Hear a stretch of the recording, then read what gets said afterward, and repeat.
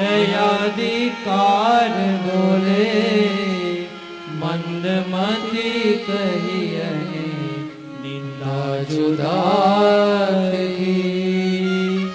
हे प्रभु रस पुंज भूमि पर रुचि करे भागहीन जीव कणिका न चाती।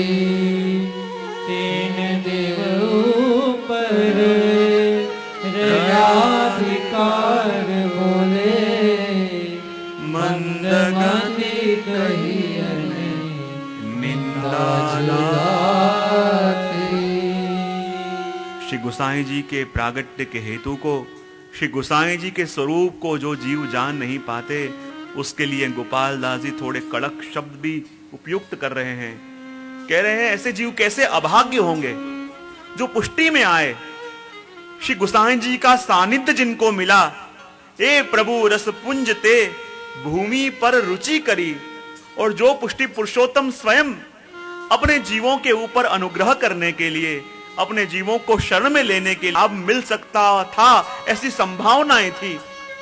उनकी वाणी सुनने की भी संभावना थी, उनके दर्शन के करने की भी संभावना थी, लेकिन जो पहुंच नहीं पाए, ऐसे दुर्भागी जीव की मैं क्या बात करूं। भाग्यहीन जीव जने कणिका न चाखी। कहते हैं ऐसे गोसाई जी प्रभु चरण के जिन्होंने दर्शन नहीं किए, क्योंकि आप भूतल पर क्यों पधारे? मात्र और मात्र अपने देवी जीवों के उद्धार के लिए। इसलिए तो कहते हैं श्री महाप्रभु जी ने भूतल पे प्रागट्य लिया और 6 स्वरूप से आप भूतल पर नित्य विराजते भी हैं। श्री महाप्रभु जी 6 स्वरूपों से भूतल पे नित्य विराजमान होते हैं, क्योंकि इतनी जगह आपके प्रगट उपस्थिति को स्वीकार किया गया है। बोले कहां? कहते हैं जहां जहां भी श्री महाप्रभु जी के बैठक जी हैं, वहां श्री वल्लभ नित्य विराजते हैं। जहां जहां भी श्री महाप्रभु जी के हस्ताक्षर विराजते हैं, वहां भी महाप्रभु जी नित्य विराजते हैं। जहां जहां श्री महाप्रभु जी के पादुका जी विराजते हैं, वहां भी श्री वल्लभ का नित्य वास। जहां जहां भी श्री महाप्रभु जी के ग्रंथ विराजते हैं, वहां भी श्री महाप्रभु जी का नित्य वास। जहां जहां वैष्णवों की जो जप माला है, उसमें भी श्री वल्लभ का नित्य वास। और जहां जहां भी वल्लभ कुल के वंशज विराजते हैं, उनमें भी श्री वल्लभ उनके माध्यम से नित्य विराजते हैं। उनकी आड़ी से ही श्री वल्लभ ही जीव को ब्रह्म समन भी देते हैं। जब वल्लभ कुल के पास कोई ब्रह्म समन लेने आता है और श्री वल्लभ जब ब्रह्म समन देते हैं, तो श्री वल्लभ की आड़ी से उस समय श्री वल्लभ ही उनके हृदय में पिरास बजाते हैं। और जो सामने ब्रह्म समन लेने वाला है, उसके हृदय में हर्षानी जी पधारते हैं और श्री वल्लभ के मुख से उनके हृदय में रहे हर्षानी जी इस मंत्र का श्रवण कर रहे हैं। और जिसके हृदय में श्री महाप्रभु जी ने पुष्टि का हार्द समाया, ऐसे हार्द में से कुछ कणिकाएं उस जीव के हृदय में जागृत होती हैं। और इसलिए तो अपने वहां क्रम है, ब्रह्म समन देने से पहले एक दिन पहले व्रत कराते हैं। क्यों? चाहे साधारण व्यवहार देखें अपन तो देह शुद्धि के लिए, देह निर्मलता के लिए, पर देह शुद्धि तो इसमें गौण है। पर नया नया जीव है, प्रभु के सन्मुख होने आया है, लेकिन ताप नहीं होगा तो कृपा कैसे होगी? अग्नि जला हुआ हो और हथौड़ा मारो तो लोहे को आकार मिले, वैसे ही भूखा क्यों रखा जाता है, व्रत क्यों किया जाता है? ताकि चाहे पूरा दिन भूखा रहे तो इसी बहाने उसके मन में ताप जागे कि जल्दी मेरा ब्रह्म संबंध हो और मैं कुछ खाऊं, जल्दी मेरा ब्रह्म संबंध हो और मैं कुछ लूं, जल्दी मेरा समर्पण हो और मैं कुछ लूं। किसी भी बहाने समर्पण के लिए, ब्रह्म संबंध के लिए हृदय में ताप तो जागा, और जहां ताप जागा और बीज बोया गया, बीज फलित हो गया।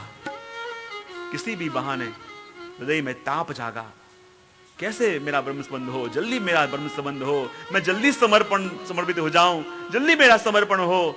और जब ऐसा ताप जागा, यानी भूमि नवपल्लवित हुई और जहां उसमें ब्रह्म संबंध निवेदन का बीज बोया गया और वो फलित हो गई।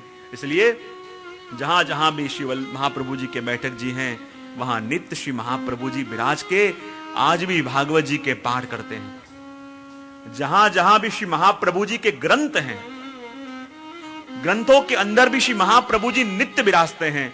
चाहे श्री वल्लभ के नाम का गान अपन करें, पर वल्लभ के ग्रंथों का अवगाहन, श्री वल्लभ के ग्रंथों को देखना, वो भी वल्लभ की सेवा है। क्योंकि तकलीफ ये है, वल्लभ ने अपने विचार अपने ग्रंथों में व्यक्त किए, पर आज वल्लभ को मानते हैं, वल्लभ का नहीं मानते। वल्लभ को मानो और वल्लभ का मानो, तो श्री वल्लभ के गुणगान किए जाएं, वो फालित होते हैं।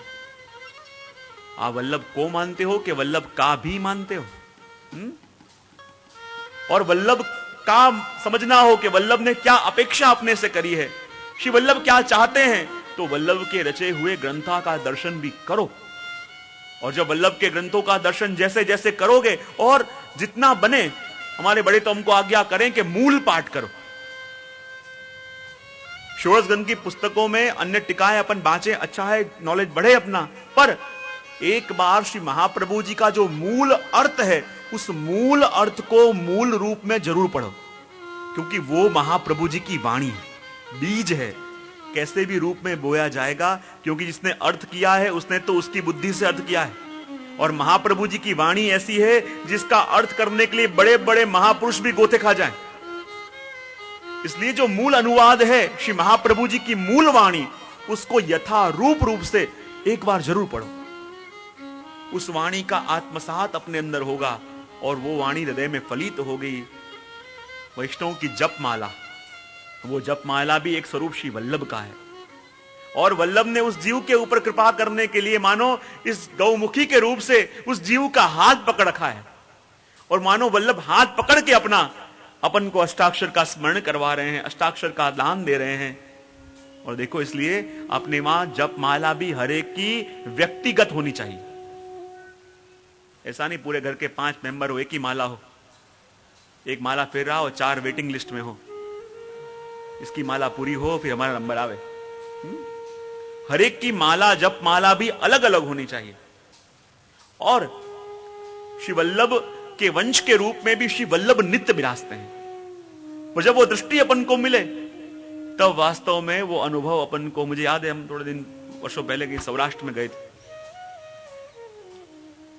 और कहीं बैठक जी में जाने वाले थे, देर हो गई थी, तो हमने कहला दिया, बैठक जी में फोन किया कि आते हमको देर हो जाएगी, तो श्री महाप्रभु जी को जगा के मत रखना, पढ़ा देना, शयन करा देना, हम बाहर से दंडवत करके चले जाएंगे।